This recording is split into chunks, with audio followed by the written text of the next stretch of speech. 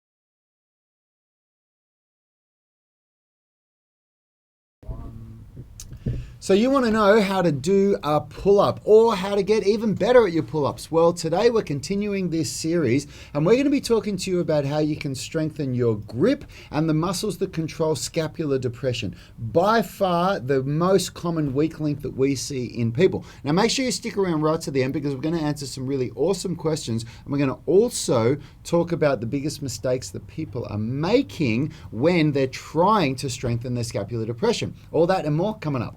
We are the gym that teaches people how to move instead of just exercise because we believe that health is about performance, not just body image.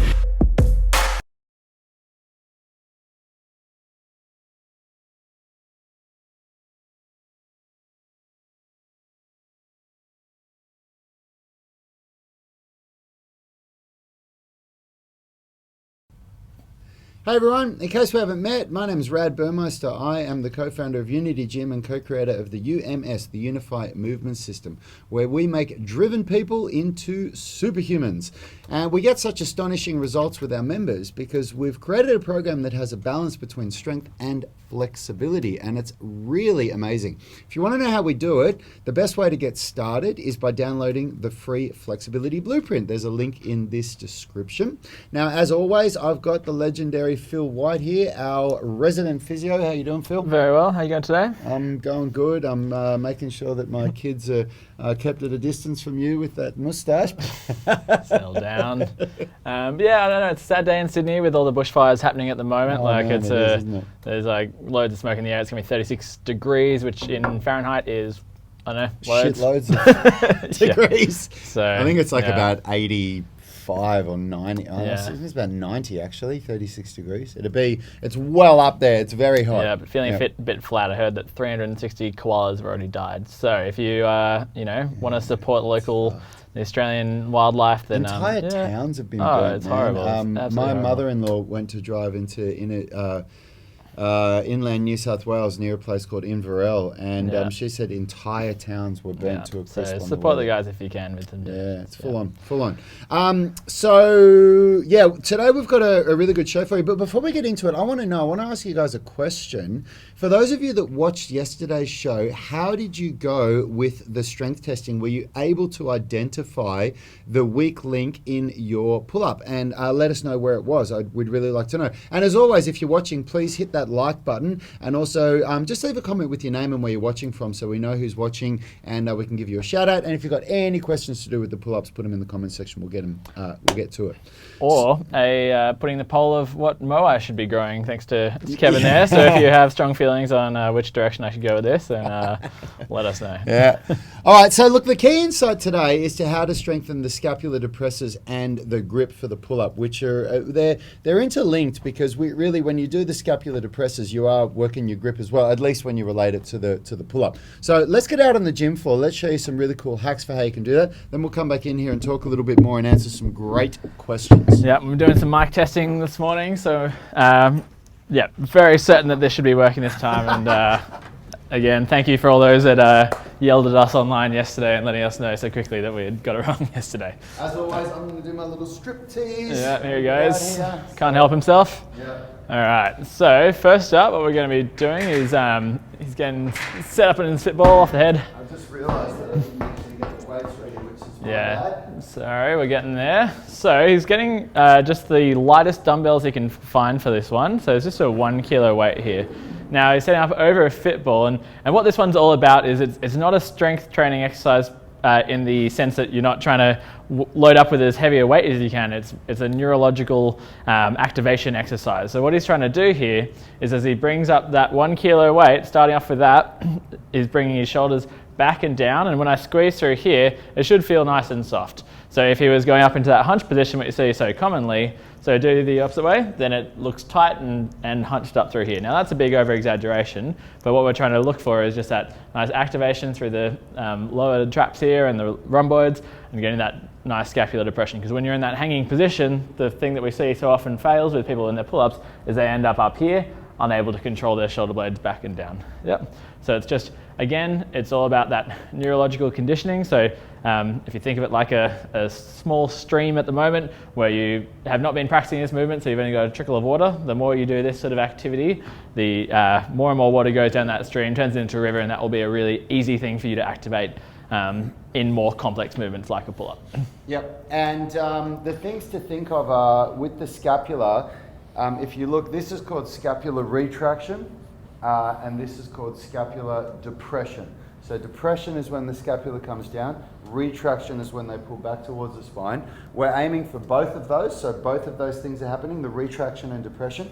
Then once you do that, that's how you start the movement. The next thing is that you row your elbows back like this, like a normal bent over row. But as you get to the top of the row, this is what really adds some complexity to it.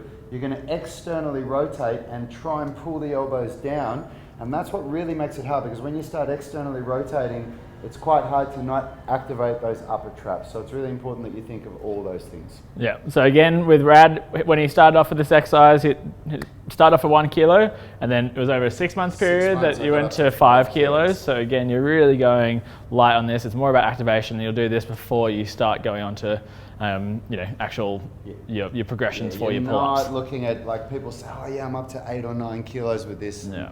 No, you're doing it wrong if you've gone that much.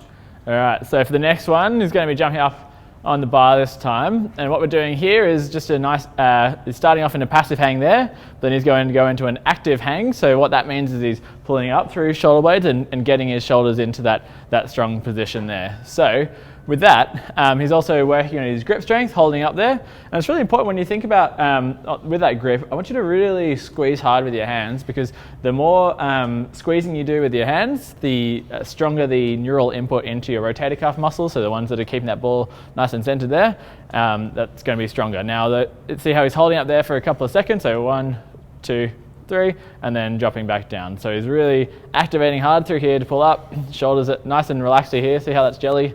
Yep, and then as he comes back down, relaxed. So again, that's those muscles that we've just spent a bit of time switching on with the light dumbbells. Now we're really putting some weight through there where they have to overcome gravity, and we'll get stronger that way. Yep. And then the most advanced version is going to be a one-arm version. So once you've mastered 10 reps of that one, you can move to a one-arm version, and you can start by doing like 3 fingers on one hand or 2 fingers on one, or one, but the goal would be to be able to do this with just one hand. Yeah, so maybe show with the claw hand the progression. So if that's starting to feel easy with 2 hands, and you really and one hand is your goal, so I was going 2 hands there, so it's 2 fingers, so that's just giving a bit of help. Then you can go down to 1 finger and then to 1 hand. So from there, activating. And so there was a comment on yesterday's video about someone who's working up to their 1-hand chin-ups, and certainly check you can do this first, and that's going to be a good place to start, and then work up to it, because you don't want to end up in these positions where you're wrenching through one arm in a really unstable scapular position. Yeah. Nice.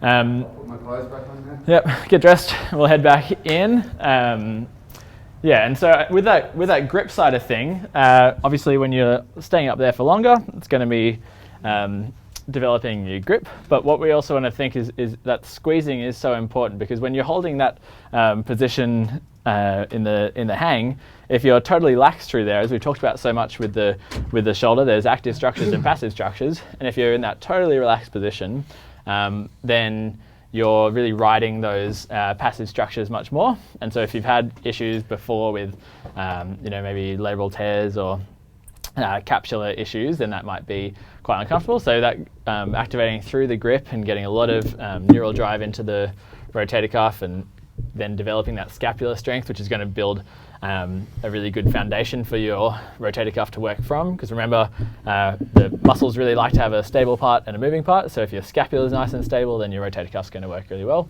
and you're much more likely to be able to do pull-ups without shoulder pain. But if your scapula is sort of loosey-goosey and all over the place, and you're hunched up like this, then your rotator cuff is going to have a much harder job of doing its job, and you're much more likely to get sort of shoulder impingement or issues in pain through that movement. And if you want to build a good physique, you need to be able to pull your shoulders back and down like that. If you don't train that, then you're going to be training a posture that's like this all the time, because even when you're pulling, should be pulling the shoulders back and down. Even when you're pulling the shoulders forward. So you're just reinforcing that horrendous posture, and it just looks terrible. It's a horrible look, when you see these jacked guys who their shoulders are like this. You really want to be developing this nice upright posture. And also, like for calisthenics, if you want to learn how to do muscle ups and things like that, then having good scapular depression is a must. It's very, very hard to do a muscle up if you're coming to here and trying to get over the rings. You really want to be able to keep your shoulders down like that when you want to try and get over the rings for muscle ups. Yeah. Can I just quickly jump in? Have you shared at all your experiences with one-arm pull-ups yet, and tendinopathy in the forearms? No. That's probably something that's well worth sharing, because we do have a couple of people there that are working on their one-arm pull-ups. I don't know if you want to do it on today's show or next week's show, but well, we're going to be doing a show on tendinitis pretty soon, so we can talk about it there. But basically, I was working on a one-arm pull-up, and I was getting close to it, and I developed tendinitis in my forearm, golfer's elbow. Tendinopathy.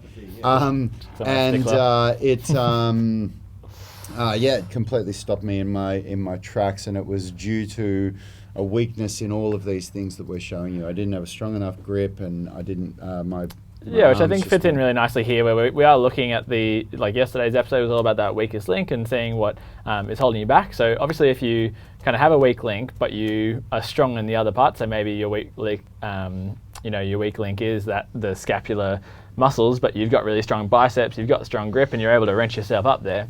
Then there's always, if you're not addressing that weak link and you're just practicing those poor movement patterns, then you're going to end up with an issue. That's just going to happen. And in this case, we're really looking at building up the foundation. So you build up those weak links and then slowly progress, just as we've talked about with everything. Like, think about your goals. How important is it to you that you have to get a certain movement by a certain time? Do you have like a, I don't know, athletic tasks, like a competition or anything that you're coming up to? If not, then just go along for the ride. Take the journey. Just like look at your weaknesses and build up slowly, because otherwise exercises like this do have a lot of potential to, really challenge your body. Which for sure. Your body will be capable, but as long as you give it time to adapt. Yeah, and these exercises, like those two exercises that we just showed, they can be used really differently. If you're a beginner that can't do pull-ups at all, those two exercises in a pull-up workout, they could actually be the primary movements that you're doing in your workout, where those are the things that you're focusing on. Whereas if you're somebody that can already do a couple of pull-ups, but you're looking to make them better, then you could use those as supplementary exercises, where you do several sets of pull-ups and then you supplement it by doing those two exercises that we just showed. And both of those paths have produced good results for me personally. I've had times where I've used both of those exercises as supplementary movements when I haven't been injured. I've also had times where I've used both of those exercises as supplementary, as primary movements when I have been injured.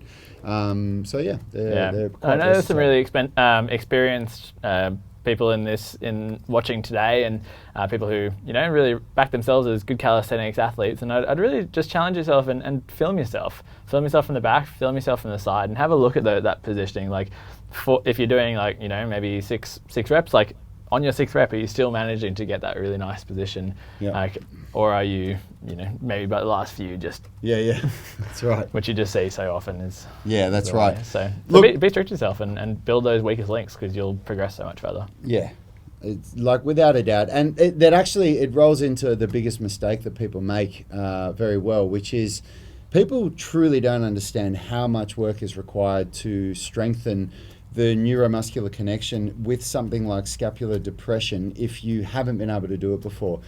We're not talking about just doing something for 3 or 4 weeks and then moving on. Like, in my experience, I like to say to people that it's going to take you 6 months to make a genuine change in your body, because 6 months is enough time that something can really change. And it also sets an expectation that this is going to take time, because if you set a low expectation, if I say, look, you could get a change in 6 to 12 weeks, and if 6 or 8 or 9 weeks comes around and you haven't seen any change, in our experience, people get really disheartened, because they start thinking like, well, they told me it was going to be 12 weeks and it's been 9 weeks and nothing's happened. But if you say 6 months, people just settle in and they go, okay, well, this is going to take some time. I'm just going to put my head down and do it.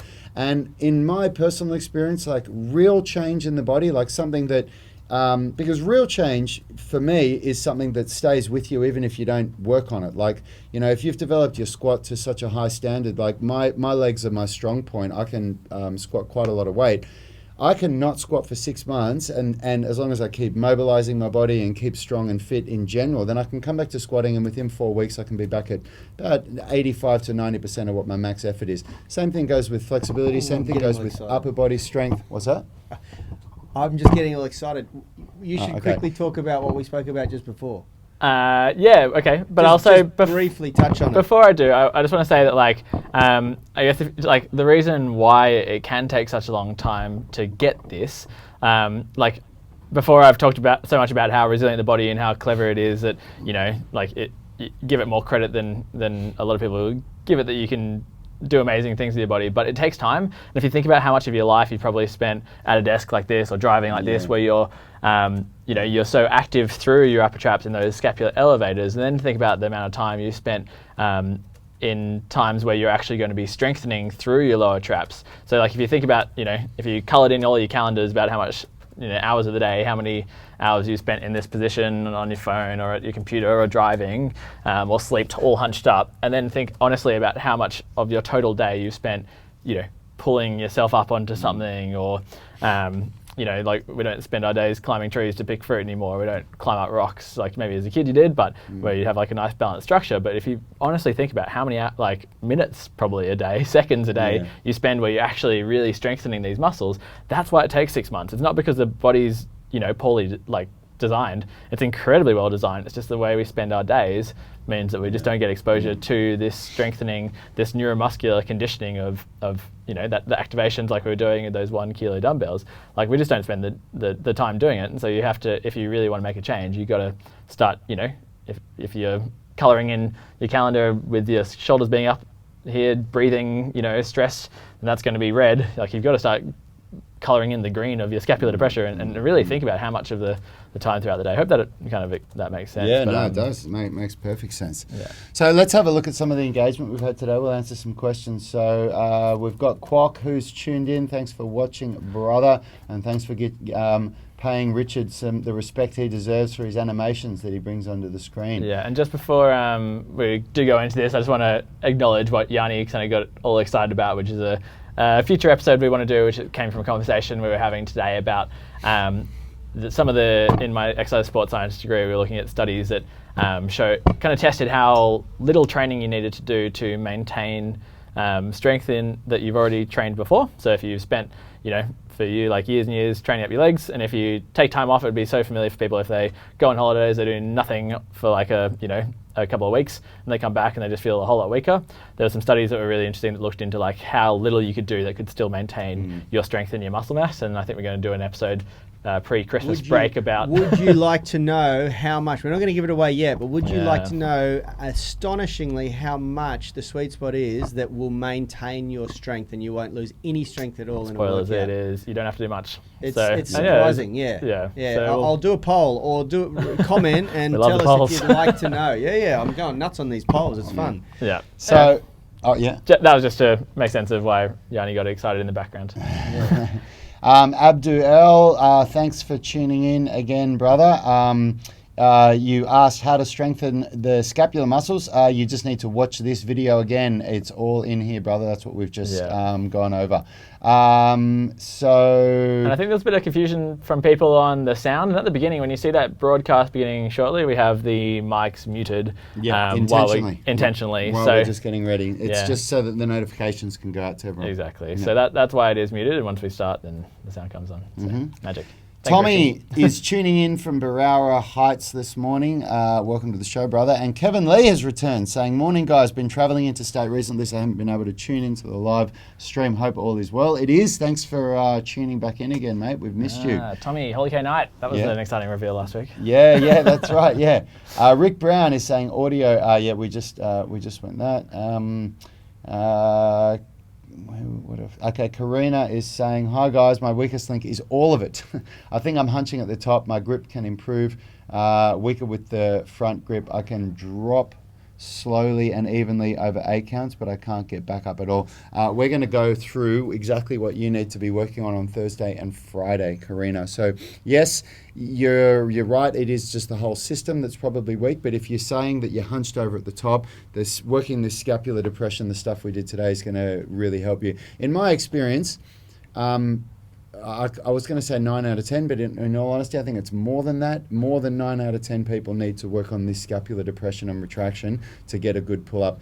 I have seen so many people that can do multiple pull-ups, but they can't do any chest to bar pull-ups. They just can't get their chest to the top. Whenever they get to the top, it's like that, but they can do sets of like 8, 9, or 10 pull-ups. Yeah, and if you're saying the front grip is in hands facing the front, I imagine that often is the most challenging place to start. So try out the neutral grip, try out the supinated grip. That'll be a bit easier as a way to start. And I definitely recommend, if you are starting from the beginning, that you'd, we'll go into the progressions later on, but like using eccentric, so it sounds like you're doing that over 8 seconds is really good, and using a band to assist that as well is a nice place to start, because pull-ups is not something you just want to muscle your way through and get the reps done no matter what. Like, it is a really challenging movement for your body, and you do want to just slowly ease into it. So nice one, Karina. Thanks for testing it out yesterday and letting us know.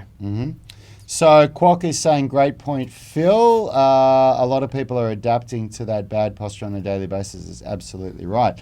And Tommy is saying, "Would you recommend eccentric single arm slow descents?" So it's basically just saying eccentric single arm if I'm able to do one, or lower myself slowly with both arms. So if you're wanting to get into single arm pull-up progressions, Tommy, that's a whole nother beast. It's not something that we're covering here, but in the general rule of thumb, once you can do proper chest to bar pull-ups, pronated grip like that, the first thing that we get people to do is to do eccentric archer pull-ups, which is when you come up to the rings like this, and then one hand goes out, the elbow stays straight, and then you lower like that, then you pull up, one hand out and then lower, and then you want to be able to do full archer pull-ups like that, and then you start working on things like I can't remember what they're called, but basically assisted one-arm pull-ups, where you have a band going through the ring with a weight on one side, and you hold the band, and that assists you like that. And there's a whole bunch of different ways to do it. But it's a beast of a thing, because it's not just as simple as doing the progressions. It's understanding if your body's ready for it and identifying what the weak links are, because there's a whole bunch of different exercises that we use to do it in the program. Yeah, and do plenty of grip, plenty of forearm conditioning before you try it, because that's a massive load to have your whole body weight off one arm, which is what did Rad in. Yeah, so I couldn't do any pull-ups for 6 months because I pushed too hard, and that was how I learnt about tendinopathy. It was from experiencing it myself. I never understood how bad it could get, and I just kept pushing through the pain until I got to a point where if I grabbed onto a pull-up bar and even just tried to activate like that, I was in agony and I couldn't do it. And with this, like, it is tempting when you start something new and exciting like that you want to just like go at it every day, but make sure you're building it in with like proper programming where you're getting rest days and all of that. Absolutely. And Tommy's saying, just answer my question. Yeah, there we go. Quok is saying sets and reps of tempo for those exercises you showed. So for the row, the football row, I'll call it the lower trap row. You want to be looking for about 8 to 12 reps on each set, and it's a slow tempo. It's not about doing a fast concentric, because we're not trying to train the type 2x muscle fibers. We're trying to train the nervous system. So it's more about being able to activate the correct muscles whilst not activating the incorrect muscles, which in this case, the correct muscles are the muscles that control scapular depression, and the incorrect ones are the upper traps, the ones that give you scapular elevation. On each rep, you want to hold it for 3 seconds, because again, that more time under tension allows the nervous system to adapt better, and then you just go down at whatever pace. For the active hanging, when you do the bilateral active hanging, you want to aim for up to 10 reps. But when you start, it's just as many reps as you can do with good technique. And good technique is when you can do full depression for 3 seconds. You hold each rep for 3 seconds. So you might start by only being able to do 2 or 3 reps, then that's all you do. And then when you go to the single arm, you're only aiming for a maximum of 5 reps, because that's way, way harder. Yep. Then we've got Tommy is saying archer pull-ups. Awesome. Yep, they're a really cool exercise, man. Yeah, and the 3 second hold with that activation there is a nice one, because generally with the concentric we want sort of, for a full pull-up is that 1 second up and then sort of 2 seconds to lower back down. So having that 3 second ability to be able to maintain it means that when you're at the top, you're not failing it. You're able to hold it throughout that whole range while you get down. Yeah. So yeah. the time is important. Tommy is saying archer pull-ups, awesome. Yeah, they are awesome, man, but don't make the mistake that so many people make by thinking that the way that you learn something that you don't already know is just by simply understanding this progression, or having been told that's the progression you do between here and there. There's so much more to it, and it can, yes, archer pull-ups are the place to start using eccentrics, but there's a lot more to it than that. I want to make sure you don't hurt yourself, because like I did when I was doing it. And I would definitely say that you want to be able to do a solid 5 chest-to-bar pull-ups in a pronated grip like that before you even start on your one-arm pull-up journey. That would be my recommendation. Yeah, and film yourself. Be strict. Yeah, that's right. Karina is saying, I was amazed to see when I broke my foot a few years ago how within 1 week of not using that calf muscle, the difference between my 2 calf muscles was dramatic. Seemed I lost all muscle in just 1 week. Yeah, I can relate to that when my foot was in a cast, and then it all just came back within a few weeks. Yeah, which I think is like, again, I've talked about it and how amazing I think the body is many times, but I think it's fascinating how like your body is just so frugal and so clever with the resources. So if you don't use something, then it will just be like, oh, okay, I guess we don't need this calf muscle. We'll just send those resources somewhere else. But again, it is very quick to come back. And as Yanni alluded to, we'll maybe do an episode on the kind of studies and the science behind that, and a bit of maybe an approach if you're going on some Christmas holidays this year at a later date. Mm-hmm. But it's too tempting to stick here and talk all day, so I guess we'll try and wrap things up. Yeah, we're gonna wrap this up now. We've got a lot of questions on this pull-up video from yesterday, which is awesome. Really good. So I'm just going to answer 1 or 2 that I think you guys are going to get the most out of. So Lisa C is saying, thank you for the amazing explanation on how to test where the weaknesses is in a pull-up. Honestly, Lisa, I want to ask you this because you comment on our stuff all the time. Is this Lisa Corskadden that used to be a member of our gym here? I'd love to know so that I can give you the respect that you deserve. The respect you deserve. That's my Ali G impersonation there. So I was wondering. Lisa is saying... Have you seen Ali G when he says, yeah, respect, R-E-S-T-E-C-P?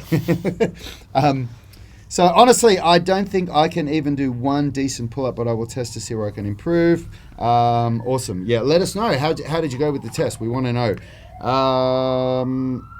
JJ Malvarez is saying, thank you for another great video, and I'm really looking forward to this week's pull-up series. Also, thank you for answering my question from last week about where to start when stretching the lats. I will create a plan and let you know. For now, I can tell you that I've already scheduled my massage for tomorrow. That one I did not have to think twice about. Awesome. Okay, who else have we got here? I saw one or two good ones here. Oh, here we go. So Phil's answered this one. When I do a pulling exercise, I tend to get a bit of golfer's elbow, but only on the right side. Left side is quite okay. Trying to figure out why. I use the computer mouse on the right side. Okay, so Phil's answered that one. I'm going to let Yeah, and again, we'll go into golfer's elbow in a couple of weeks. Yeah, we're going to do a whole week on golfer's elbow in a couple of weeks. So we've got some really cool weeks of shows coming up with you guys. We're going to be doing one on compression strength, one on tendinopathy, and one on... And we're thinking maybe muscle-ups as a progression from well, pull-ups if people are interested in how to take that step from a pull-up into a muscle-up. But yeah, again, let us know what you want. Yeah. We'll do it. Yeah. I think that's it, guys. I think that's all we've got time for. Everyone else is just telling us how much they're enjoying this series, which is just unreal. So thanks so much for all the interaction here, guys. And we'll see you tomorrow. So yeah, as always, if you've made it this far, please hit the like button and let us know how you're going with these pull-ups. Any struggles that you're having, anything that we can help you with, and we'll endeavour to answer them on tomorrow's show. Yep. Have a great day. Oh, tomorrow we're going to be talking about how to strengthen the biceps and the lats. So that's a really important part because those are something that if they're weak, your pull-up's going to be crap. And then on Thursday and Friday, we're going to be teaching you pull-up progressions and then programming, how to program to get better and better and better at pull-ups. See you soon, guys. Have a great day and enjoy your training. Health is about performance, not just body image. You better be willing to accept what you're going to have to do to get there. We'll start focusing on movement goals, strength goals, flexibility goals. When you nail that skill, it's there forever. The body image goal doesn't get you that It's far. the consistency and frequency that's going to get you there. It's not the intensity. There's no shortcuts to mastery and movement. Destination doesn't change overnight, but your direction will. The gym is not the place to beat up the body that you hate. It's the place to build the body that you love. We are the gym that teaches people how to move instead of just exercise because we believe that health is about performance, not just body image.